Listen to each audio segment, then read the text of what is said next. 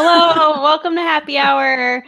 It's Victory Monday. We are a little bit, we're a day late on our victory celebration, but it is a victory nonetheless. The Packers beat the Carolina Panthers Saturday night, 24-16.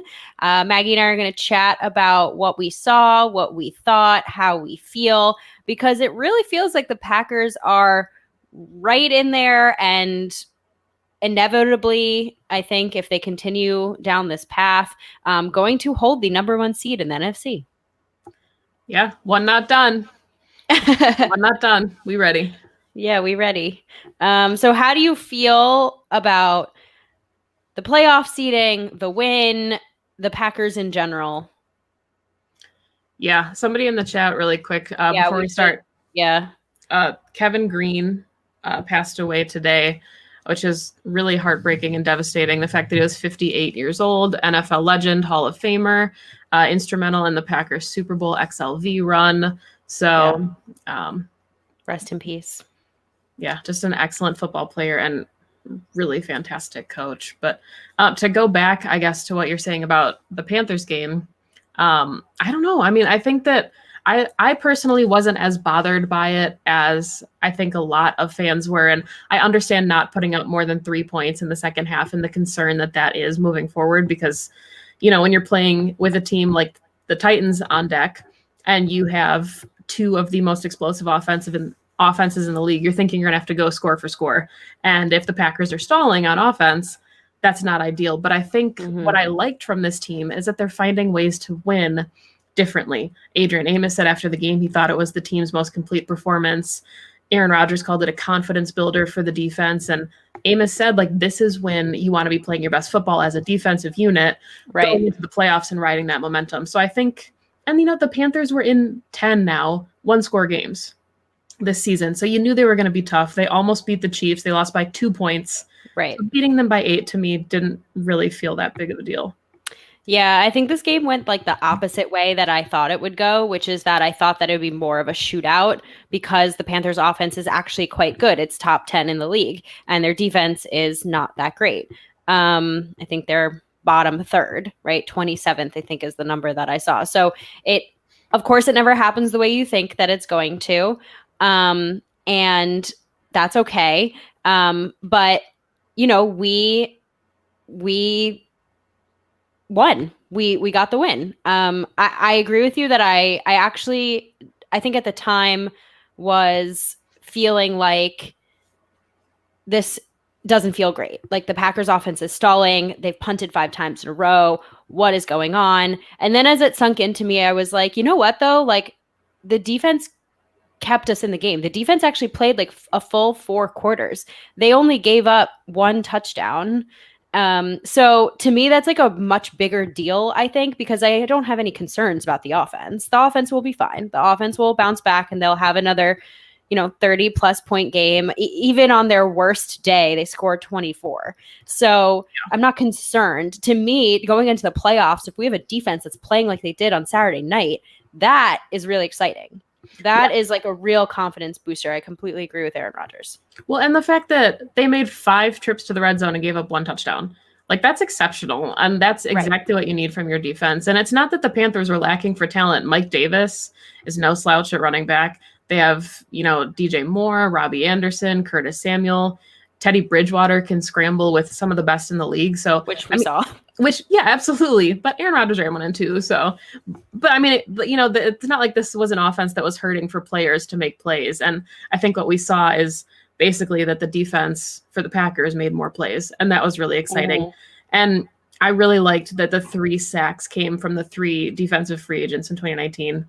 ZP and Adrian Amos all got their sack, which was pretty cool. It was a nice investment to me to see the defense shine like that. Yeah, I think that was one of the best free agencies that I've seen the Packers have in a very, very long time. So good job, Goot. Okay, let's start with the offense because I think there's like a few things to comment on, right? The first being this was probably the worst game the offensive line has had all season. Aaron Rodgers got sacked 5 times, which is the most he has all season. He almost never gets gets knocked down that much. The Panthers, honestly, sometimes you just have to be like, good job. The Panthers defensive front came to play. Brian Burns and Derek Brown came to play. I think you and I talked about this on Packs, which she said this week. Like, this defense is young, but their talent level is there. And maybe in a year or two, they're going to really put it all together. And this could be a very, very, very good defense. And they showed up on Saturday night and they knocked Aaron down and they really bullied Lucas Patrick. And I think we kind of really felt the loss of Corey Linsley. Yeah, and I think that was one of the things, like Elton Jenkins is, he was a basically rookie all-pro in contention, I guess, to be an all-pro this season, plays anywhere on the line, but if he's best suited to be a guard and you swing him into center, that's just so much responsibility for a young line. And, the more moving pieces you have, and I think, we were kind of spoiled by the fact that they made it look so seamless and they made it look so easy. So this stuff is bound to happen. But yeah, the fact that Aaron Rodgers going into week 14 or week 15 with the bye had 13 sacks in 13 games, and then he had 5 on Saturday was pretty surprising. But, I think it was Aaron Jones. A lot of the players were like, credit to the Panthers. They get paid too, and they made adjustments in the second half and we didn't. Exactly. Yeah. And I think, when you're going to stop Aaron Rodgers from being able to drop back to pass, you're going to stop the Packers offense. That's the way it goes. The Packers push the ball down the field. And then they paired that with stopping anything from matriculating at the line of scrimmage. I think a lot of what Matt LaFleur was trying to do was just get the ball into the playmakers' hands, even if it's only a yard or 2 or 3 off the line of scrimmage, and do what they do what Devontae does, and smoke someone at the line and have a big gain. And the Panthers defense was like, no, we're not going to let you do that. I was so impressed with Jeremy Chin. I mean, like that is the first player all season that has been able to tackle Devontae Adams the way that he did. And to be able to sit for a safety that he is, to sit and like read Devontae Adams and maybe play a little bit off, but just tackle him for only like 3 yards was just so impressive to me. Him and Brian Burns like stopped this entire offense. Yeah. And Jeremy Chin was the one that chased down Aaron Jones. That should have been a touchdown at the sideline. And Jeremy Chin, it was like the DK Metcalf Buda Baker thing. We're just out of the corner of the screen. Jeremy Chin somehow manages to pull down Aaron Jones. It was all just really impressive from their defense. And I think, this offense had opportunities and they kind of shot themselves in the foot at times too. Alan Lazard, they had points to go, or an opportunity to get points before the half, and he missed the sideline grab. Devontae Adams was open in the middle of the field to start the second half and it bounced off his hands.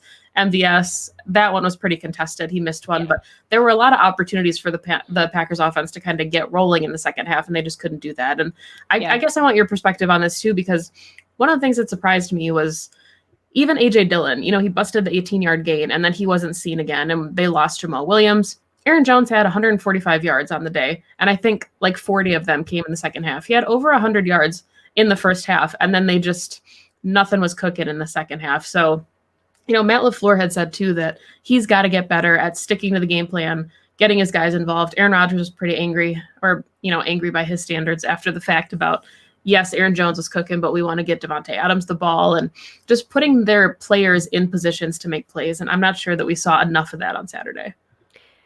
Yeah, I was confused too, because the run game was clearly working in the first half, and then it stopped like they stopped going to it. And when Aaron Jones is on a roll, like, why not just feed Aaron Jones, especially when you have a lead? It's not like we were playing from behind and we had to pass the ball. Yeah. Like, we had a 21-3 lead. So why not feed Aaron Jones, feed AJ Dillon, run the clock out, and do what they were doing at the beginning of, in the first half. That definitely surprised me. I don't understand like where AJ Dillon fits. Like, why put him in for only one play, have him bust off a really great run, and then never see him again? And I felt like at the beginning of the game, you were seeing a lot of Aaron Jones, Jamal Williams, like on the field at the same time, or some like split carries. Like, why not put AJ Dillon in there in the second half as well when Jamal Williams goes down? So I just still have a lot of questions on like the usage of AJ Dillon, because I think that he, in limited capacity, has shown that he can produce. Yeah. And the only thing that I can think of, I was talking to one of my friends about this at work, and he was talking about AJ Dillon and is it a pass pro thing? Like, we saw Derek Brown, Brian Burns kind of taken the O-line's lunch money. And if it's an issue Possible. of Dillon not being trusted to be in there, then that could be a thing that maybe Matt LaFleur is concerned about. If Aaron Rodgers has already taken unnecessary shots, you don't want to get him further exposed. But at the same time, if A.J. Dillon is there, even if the Panthers know you're running the ball, he's a thick boy. Just let him run the ball and see what happens. He broke a bunch of tackles in his one run. Yeah, I don't know. Was there anything else about the offense that like surprised you, or are you concerned at all moving forward? I wouldn't say concerned. I was a little disappointed by Devontae's numbers just because, he was on such a fun consecutive streak. So it was sad to see that end. But I think that we're not talking enough about Robert Tonyan and the fact that he's on his own 5-game consecutive streak with a touchdown. And now he's got 10 on the season. So he is one behind the franchise record, tying that 12 touchdowns. So if he gets one in each game, to wrap up the season, he'll set a new franchise record for touchdown total. So it's just fun to see different role players in the offense. And, it was a quiet game from Devontae, and we saw Allen Lazard, I think, had like 50 something yards on the day. And it's nice to see different players get involved, even if it is such a limited capacity. Yeah. I'm loving Big Bob. He's such a fun player. Rodgers clearly adores him, like trusts him. And he's really carved out like a nice role for himself. I am, kind of wondering, I don't think that, covering Tay is necessarily something that most teams do well. And he usually wins against even doubles. And if you get him one-on-one, it's kind of like game over. So I'm hoping that this was just a fluke. Again, I just think that the Panthers came in with a really good plan, and then they executed that plan and it worked, and they made their halftime adjustments. But I think that the Titans, and especially the Bears game, should be pretty, back to form for not just Devontae, but Rodgers, the offensive line, and the offense as a whole. Yeah, I like Jamie's comment here, just saying all the credit to the Panthers, because, it's really easy to nitpick in the NFL, especially when you have an offense like the Packers. And, it's really cliche to say that the other team gets paid too, but this is we talked about it, a really up and coming Panthers defense. Give them 1 or 2 seasons and they're going to be one of the best units in the league. They had 7 draft picks, invested all of them in 2020 on the defense. They have a new head coach. They have a ton of key pieces on offense. This was all without Christian McCaffrey. This is a better football team than their record indicates. And for the Packers to put up the numbers that they did, and even though it kind of looked close in moments being a 1-score game, I don't think that it was ever a game that was in jeopardy for the Packers. No, I think you and I talked about this too, where we were like I was never actually concerned that we would lose. And I think that's the nature of an offense that's so explosive is, yes, we punted a handful of times, but every time that the Packers kept getting the ball back on offense, I was like, well, they have every opportunity to score now. And then they'd punt, and I said, okay, we're going to get the ball back, and we have every opportunity to score now. And then Money Mason comes in with the 51-yarder, and you just feel really good about it. And so like I said, I think this was just again, a bad game where they still score 24. Fine. I think you and I talked about this too. It just kind of reminded me a little bit of the Vikings game from 2019, that first Vikings game where the Packers go up 3 scores and then just sort of hold the opposing team off to the end to win.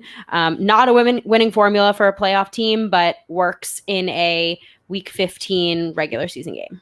Yeah, so I know that this is breaking from our normal routine here, but because you mentioned the playoffs, the rest of the NFC shook out exactly how the Packers could have asked for it to. The Saints lost, the Rams lost, Seattle barely hung on against Washington. So, I think that there's a lot of things to really be excited about with the Packers team. And, you can't get mad at a team for winning close when some of the other contenders in the NFC lost close this week. And I think that's a good example of, hey, just because you didn't win pretty enough, you're still winning. And the Packers are still the only team in the NFC right now sitting at 11-3, and everything is still out in front of them. And, they've all said that in their pressers. Aaron Jones was like, hey, we got to put together 4 quarters. But if we do put together 4 quarters and then 4 more quarters, the rest of the NFC playoffs will be rolling through Lambeau Field.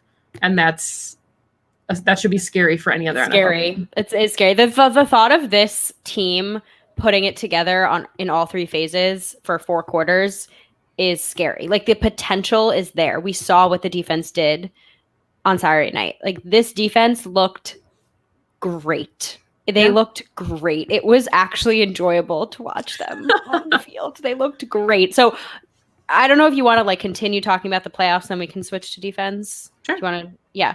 So you're right. Every Rams lost. It was really hard to root for Kansas City. I'm not gonna lie. Like I do love Patrick Mahomes, but I was like, I don't really want you to go into the playoffs 15-1. Like that doesn't feel good to me. Yeah.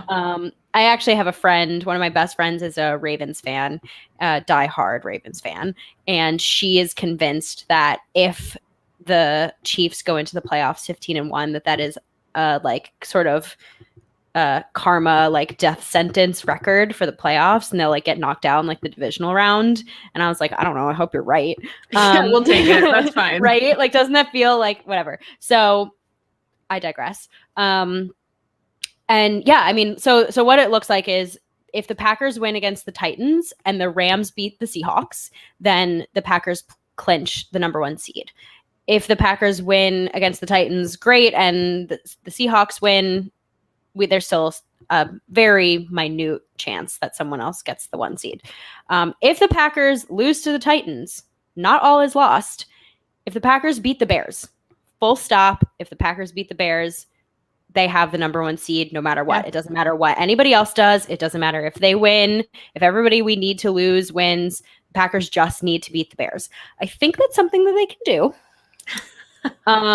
And so that's all that needs to happen. And so really this is like very much within reach.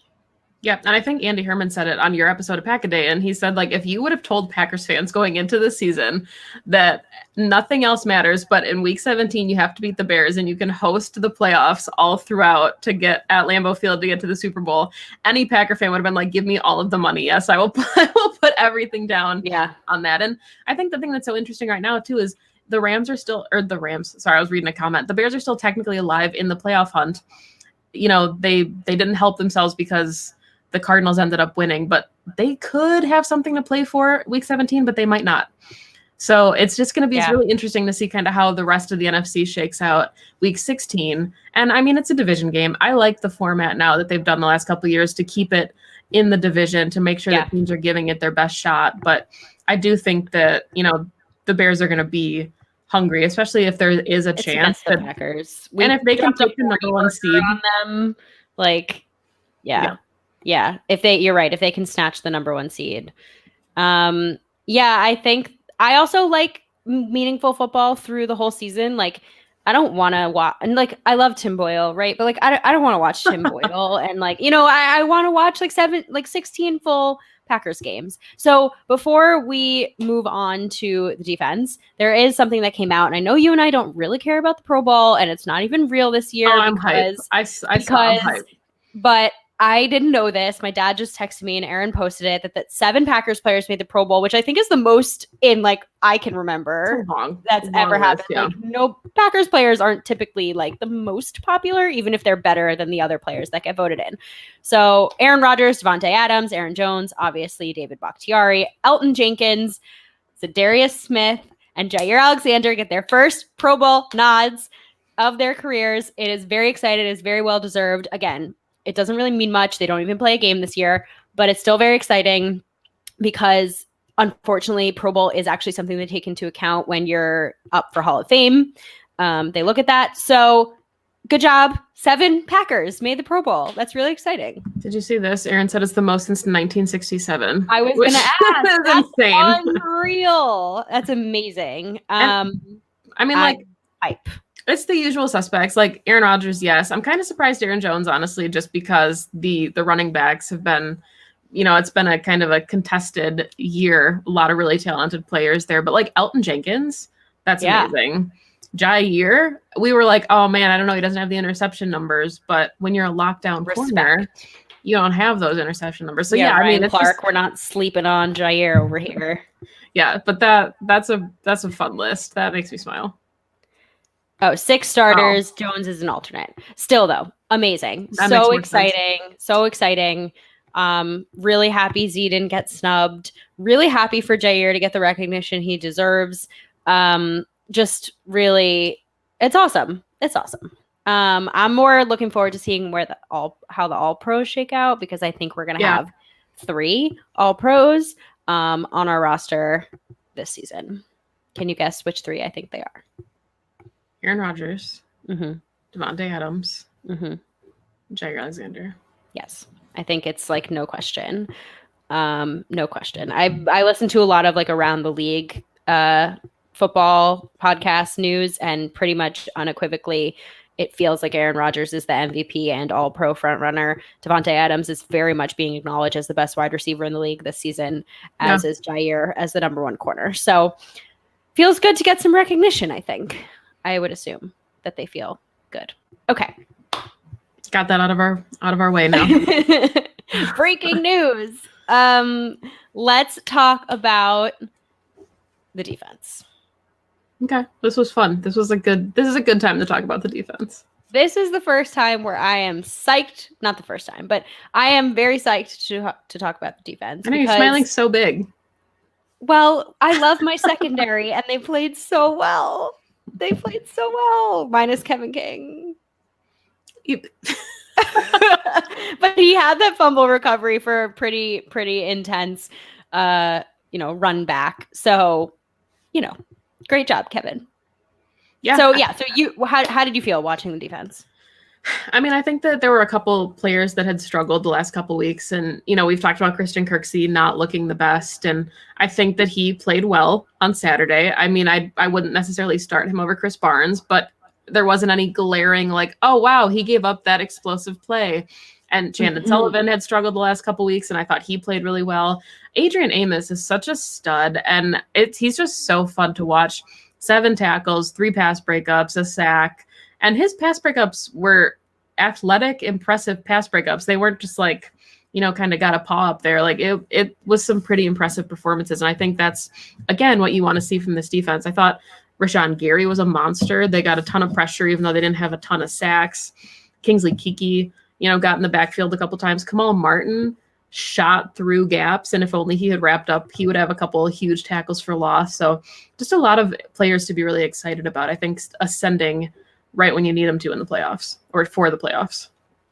Yeah, absolutely. That I feel very similar. I think it's ever since kind of like the 49ers game, I feel like this defense has like been kind of on an upward trajectory with some growing pains, but you could see players really starting to flash and starting to sort of put it all together. And I think you and I have said like all season, like the chess pieces are there. We just haven't gotten checkmate yet.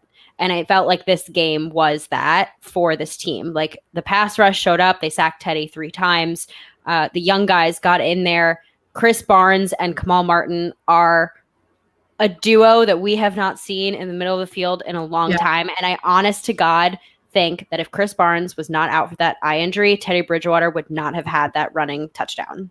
Like he just would not have. That running lane would have been plugged up by the one Chris Barnes, undrafted free agent from UCLA.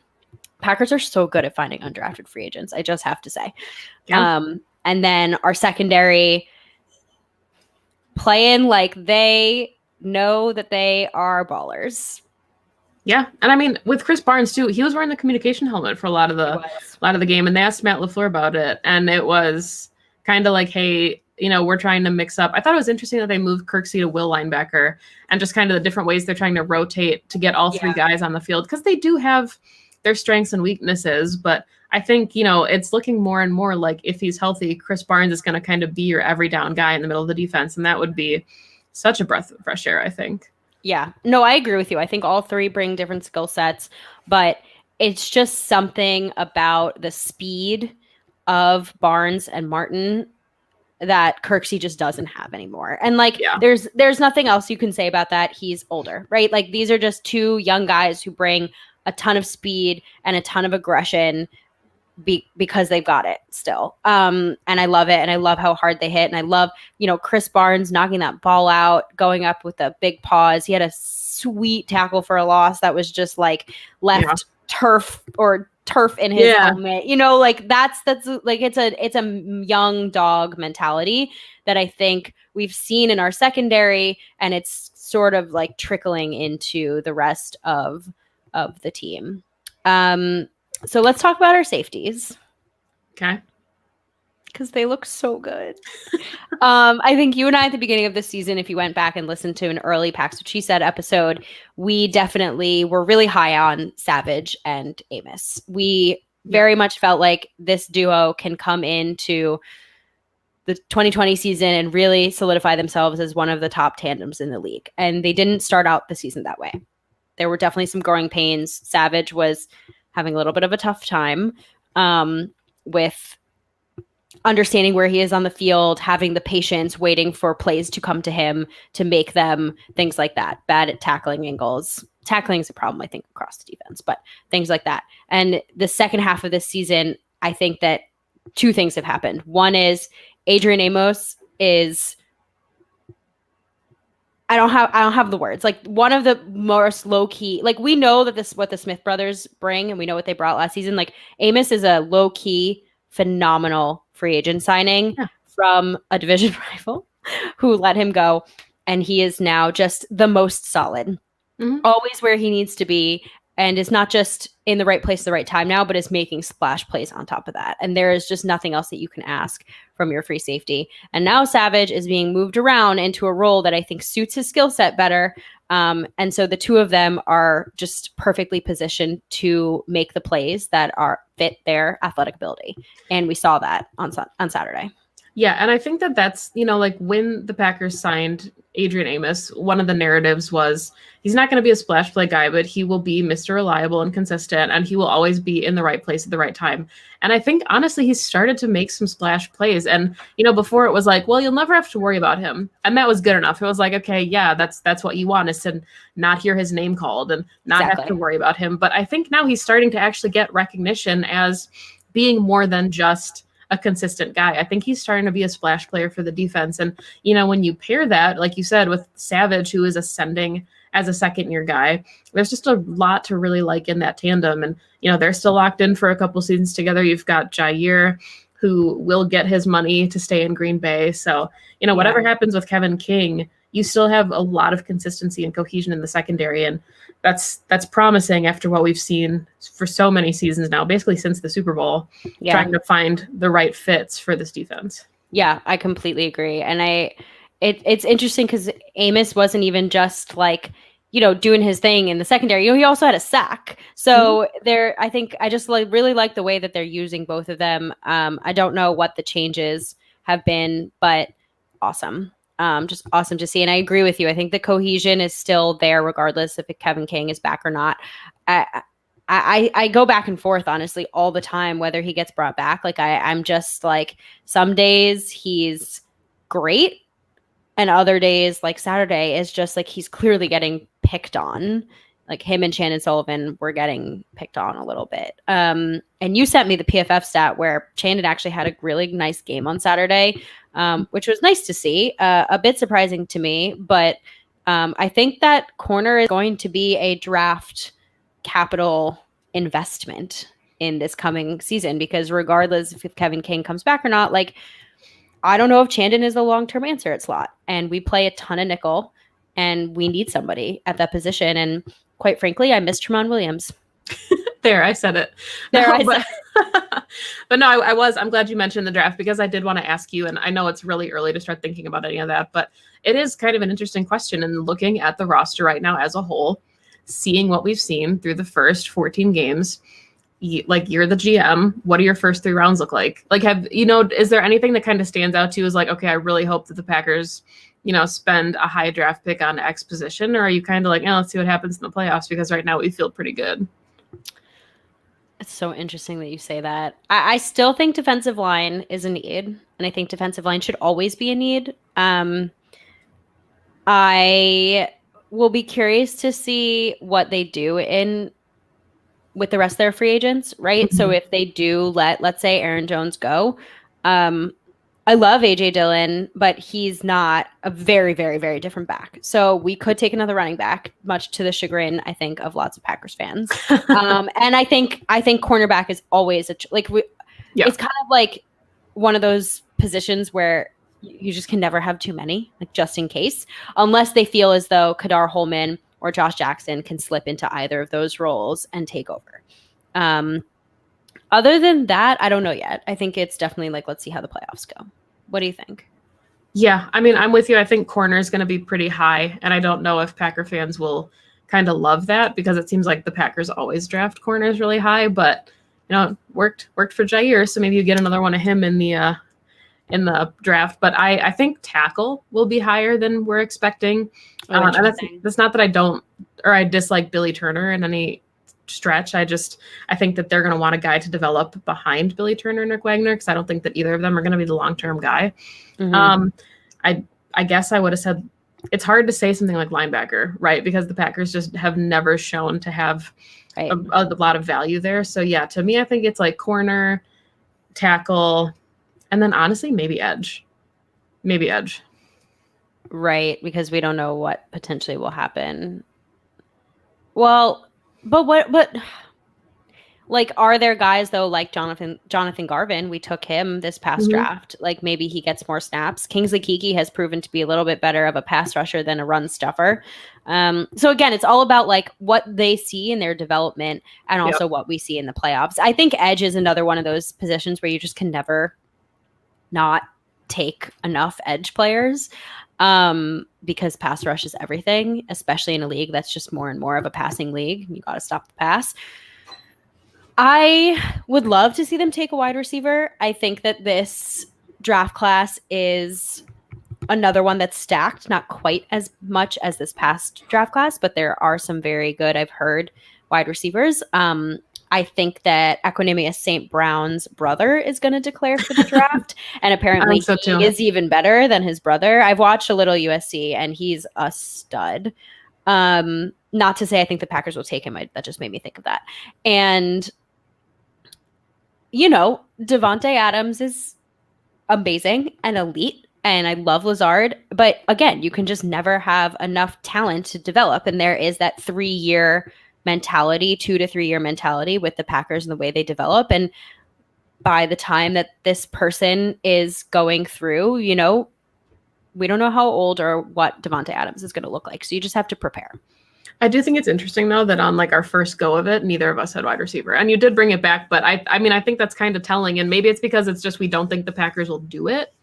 Not that it's what we would do as much as we don't think the front office will do it, but. I was just thinking more defensively. Okay. Yeah. That makes sense. I think wide receiver will be up there. Yeah. I'm curious then, and this is, I guess, going off the rails, but if you asked us in the middle of the season what was going on with Preston Smith or would he stay in Green Bay, I think there were a lot of analysts, a lot of reports coming out of Packers Twitter that maybe he would be a cap casualty given that he wasn't necessarily producing at the rate that he was being paid. Now he's got 4 sacks on the season. Let's say he finishes the regular season with 6 sacks and he goes into the playoffs and has 3 sacks in the playoffs.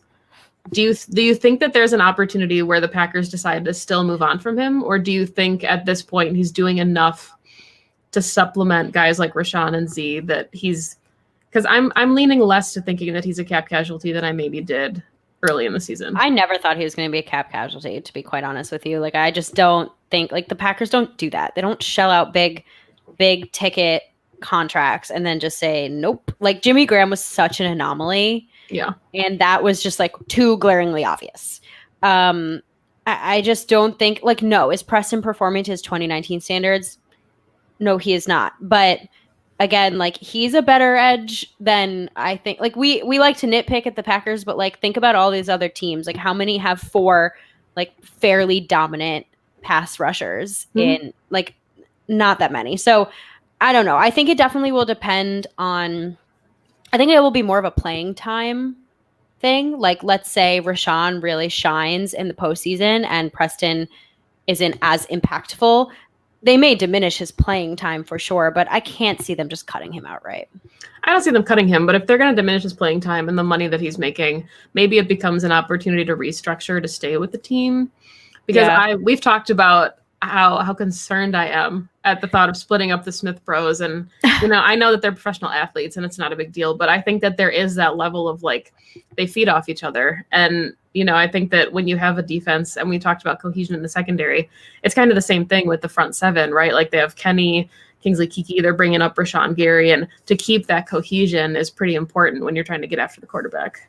Yeah. Yeah. I agree. I don't see it happening because, again, it's like if one is setting the edge, then one is getting home, Mhm. and it doesn't necessarily show up on the stat sheet when you're able to, hit a block and allow someone else to come through, but you're still being impactful. Right. So, yeah, we'll see. We got a question from Robin, and I want to get your thoughts because I do want to move a little bit to the Titans. And it's, Amos versus Henry who wins. And I don't know if Robin's like being a little cheeky, because I don't think that Adrian Amos is going to be making any open field tackles against Derrick Henry. At least I hope not. But I don't know. I mean, the way he's playing, he looks pretty good. Yeah. I mean, and I think that's what's so interesting. Like when you look at the teams that have beaten the Titans, like the Cleveland Browns, it was a swarm mentality. And even if the first guy missed, you had 6 guys getting to the ball carrier, and that was enough to at least limit those explosive plays. And Derrick Henry had a really quiet game. So, we've seen from this Packers defense that they're not necessarily the best this season at wrapping up their tackles. There's a lot of, I will projectile my body into you and hope that my shoulder is enough to knock you down without wrapping up to tackle. And they're going to bounce off Derrick Henry if they try to do that. Like it's not going to work. So right. I think that that's a big part of it is, can they do enough, get enough hats to the ball, as Matt LaFleur always says, to make an impact and limit those big games. Because I know Mike Davis is not Derrick Henry, but the Packers have looked pretty good against the running game. And you talked about this a little bit too on Pack's What She Said, where it's harder to run the ball when you're down by 2 or 3 scores. And, I don't think the Titans offense is going to go down 2 or 3 scores against the Packers because they are right now the best offense points for in the league. But I do think that there will be opportunities for this Packers defense to get some stops if they can just limit those explosive plays. Yeah, I agree. And I think this is like going off of this where I think this is going to be, we have to bounce back on offense, right? Like we have to score more than 24 points, I think, to beat the Titans.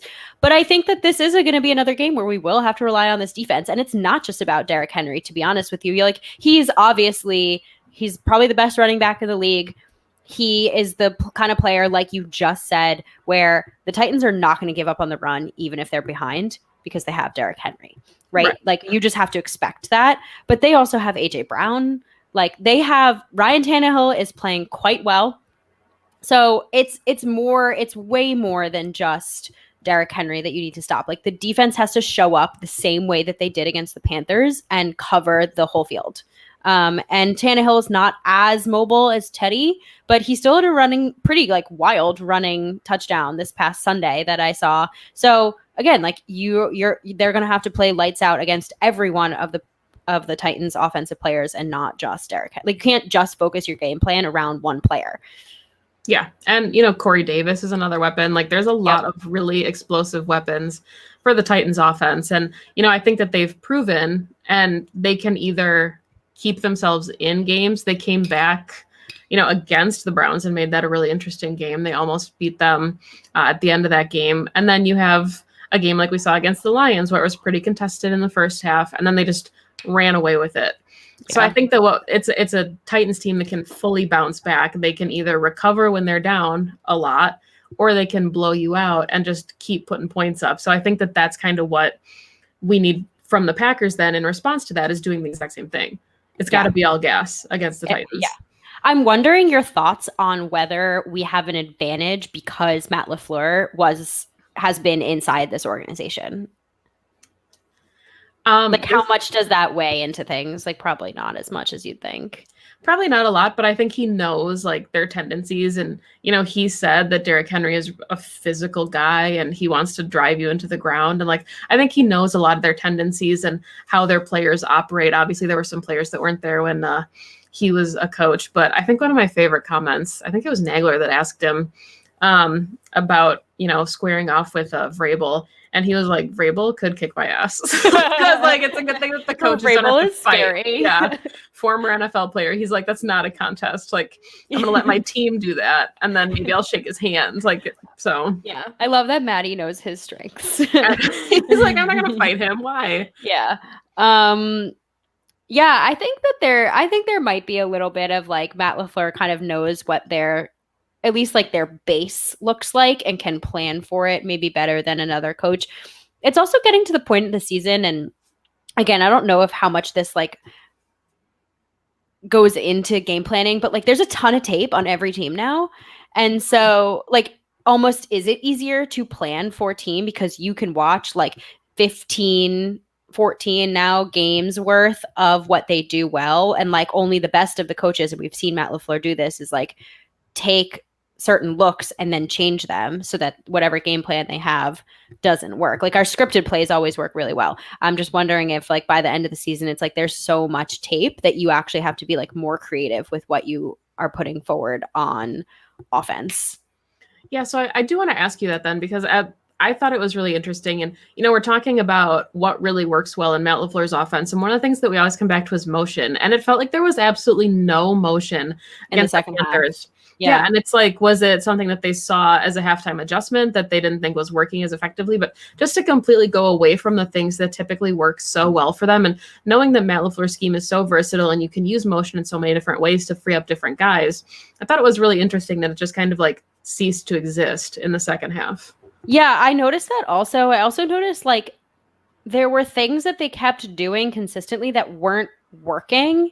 And I was like, why are we not changing? Like, this is clearly not working. Like those screens not working. The RPOs where they went pass instead of run, not working. So, I think that the Panthers defense took away the play action. They were just not biting on it. And so there's something to be said for the Packers just saying, all right, well, this defense has our number on this. We're not going to do it. And unfortunately, the Packers have been phenomenal off play action this season. But there were just certain things, like it was one play where I think it was Tanyan or maybe Lazard had like a boot action pass, and it worked really well for like a really big gain. But we only saw it once or twice. And it's like, I think there's a certain level of like incorporation of what we do well that didn't happen in the second half. But the motion thing was big, and I'm wondering where the heck Tavon Austin is. Yeah, I think that was Rodgers' favorite play, was the route you're talking about to Lazard, where he said he tried to hurdle a guy that wasn't ducking. Like that was the best. He just kind of like bodied into him, like, and just crotch in face. Yes, so you tried. Yeah. Yeah, but I'm excited about this Titans game. I think this is going to be a really, really, like I've had this one circled for a while. Yeah. I think that this is like obviously one of the better teams the Packers are going to go up against this season. And like, this is a playoff team. And how are we going to play well against a playoff team? And if we blow their pants off, I already feel really good about the Packers going into the postseason, but I'm going to feel really good about that if we win. Yeah. I mean, if the Packers lose this game, it's not going to be the end of the world, even if social media or whatever else would make you want to believe that it will be. But, you want to see a team contend with really good football teams. And we've seen the Packers do that. I mean, I know it was a loss, but the Colts were a good team. Yeah. They've played a lot of good teams. They beat the Saints, who are now obviously would have been the number 1 seed with that tiebreaker. So the Packers can hang with really good football teams, but it would just be nice to kind of stop the conversation about if they can and just say they did and they have, and they will continue to do that. Yeah, that's exactly how I feel also, for sure. Okay, any other thoughts on this past week or looking forward, or any pressing ideas? I don't know. I'm just so many. I know there's a lot to talk about, but I'm also just really excited that a lot of our guys made the Pro Bowl, because, it especially doesn't mean a lot when it's a virtual game. And they're going to be busy anyway that week, so they won't be able to attend the virtual game because they'll be, planning for the Super Bowl. But it's just fun to see, like Jair especially really surprised me, but in a good way. Yeah, and this is Aaron Rodgers' 9th Pro Bowl. It's Davante Adams' 4th straight. I know. And us and the Chiefs are the only teams with 7. So if you want to talk about, I know that the Pro Bowl is a little bit of a popularity contest, but the Chiefs are kind of like the beloved team right now of the NFL, and we have the same amount of players voted in, and that's pretty exciting. My only thing is that I think we're going to be busy. So too busy for the whatever Madden they're doing. I don't think any of them are going to be going. Game On Wisconsin, our host, just posted a TBT kind of photo of Aaron Rodgers commenting on Davante Adams' at the Pro Bowl and saying, next year, ? You will be busy. And you know what, Rodgers, you're right.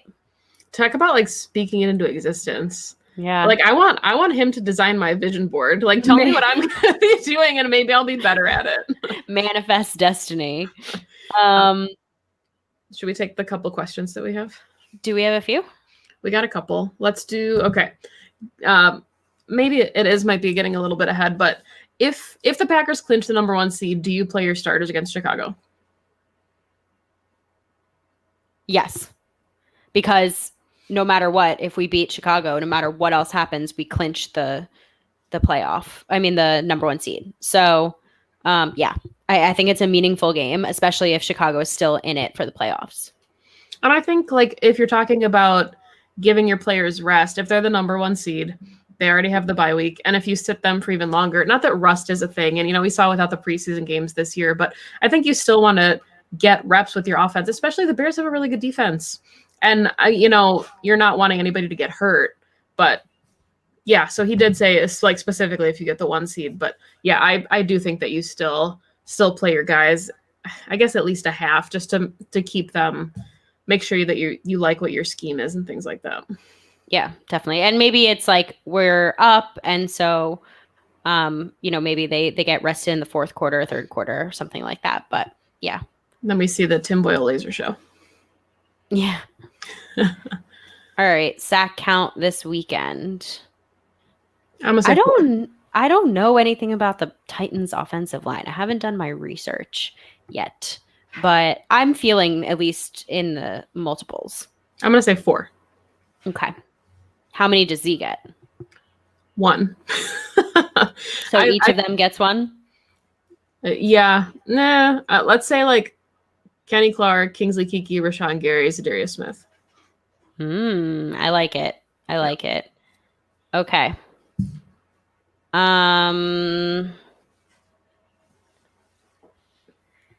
Yeah, this is a really good question. I'm definitely biased just because I think that like Matt LaFleur doesn't get enough recognition, like period, for the brilliance of his offense. But I think there is something to be said for like Stefanski taking the Browns to their best season in decades. Definitely Ron Rivera coaching through cancer to bring the Washington football team to the playoffs. Like there's a lot of coaches out there that deserve this. We'll see. Yeah, and I have I love Ron Rivera so much, but their GM is such a D-bag that I have a really hard time wanting wanting the football team to be good. But yeah, I mean, I love Ron Rivera. I think that he's a good candidate. Kevin Stefanski is a lot of fun to think about. I think, Perri, I sent you that stat that somebody had tweeted out that was like the last time the Browns had a 10-win season, Baker Mayfield wasn't born yet. Like there's a lot of fun things like that Kevin Stefanski's doing in the turnaround. I think Brian Flores with the Dolphins has a good shot, but yeah. A lot of good options this year.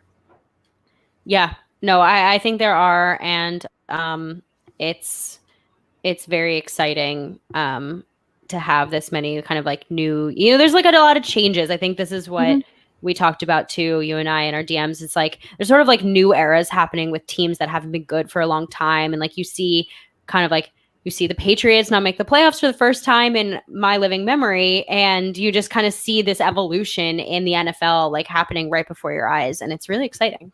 Yeah, like the Browns are really easy to root for. The Bills are really easy to root for. Yeah. There's a lot and it's easy to root for them because they're in the AFC and we don't have to worry about it until the Super Bowl. But right. This is, I guess, completely out of left field, but I'm wondering your thoughts on the Saints. And, is Drew Brees the issue? Because I saw a couple people on Twitter saying that if Taysom Hill was playing the Saints, would it beat the Chiefs? And I'm just really curious. That? I mean, I don't have it in front of me, but... do you think that when the Saints lose Drew Brees, they're going to fall out of contention? There's so many things that have to go into that. I think, first of all, they haven't had Michael Thomas. So, imagine the Packers not having Devonta Adams all season. Like, that's literally what has happened to the Saints. So, the fact that they've been this good is a testament to Alvin Kamara and Sean Payton. I think that there is something to be said for drafting your replacement and developing a replacement for an older quarterback so that when the time comes, when it's very clear that your older quarterback is declining, that you have someone waiting in the wings. And the Saints did not do that. They don't have anyone. They're probably going to have to draft someone this season unless they think that Taysom Hill is it. And let's be honest, I don't think Taysom Hill is it. And he's still 30. So it's not like he's like 24 and you can like spend some time with him. So I just don't like what they did. I don't think it's smart. And I think that they are setting themselves up for a little bit of a dip. It just depends on who they take in this draft, if they take anyone in this draft, if they trade for anyone, etc. So you're saying the best time to draft a quarterback is when you don't need one yet. I believe that is what I'm saying. And if you are sensing my tone, yes, I think that the Packers did the smartest thing ever this offseason. So you can quote me on that. I was there for that. I have my Jordan Love reaction on video. So when he becomes the next Hall of Famer, I have literal receipts. I was going to say she has all the receipts. All the receipts of me being excited. Because it's smart. It's a smart thing to do, because what happens if you get a guy like Aaron Rodgers who plays lights out, Hall of Fame for the next 3 seasons? Sick. Yeah, we love it. You wasted a first-round pick. You could have done that on any position. It's not like the Packers have never wasted a first-round pick before. Yeah. So can't relate. I have so many things to say about it. Anyway, but I do think that, the Saints are in a very precarious situation.